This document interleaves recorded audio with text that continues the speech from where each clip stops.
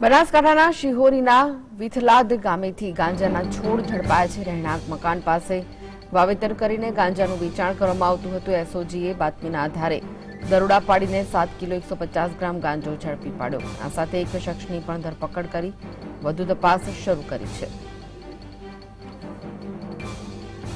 તો આ વિશે વધુ માહિતી માટે જોડાઈ ગયા છે સંવાદદાતા અતુલ।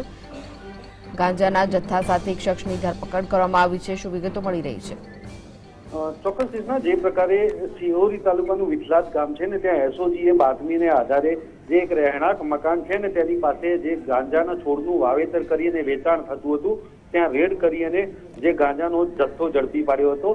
અંદાજે જે એસઓજીએ 7 કિલો જેટલો ગાંજો ઝડપ્યો હતો, જે 75,000 થી પણ વધુ કિંમતનો ગાંજો હતો અને જેને લઈને પોલીસે અત્યારે એક ઇસમની ધરપકડ પણ કરી છે અને એનડીપીએસ એક્ટ હેઠળ જે ગુનો નોંધી અને અત્યારે વધુ તપાસ હાથ ધરી છે। કૃષ્ણ જી, આભાર અતુલ માહિતી આપવા માટે।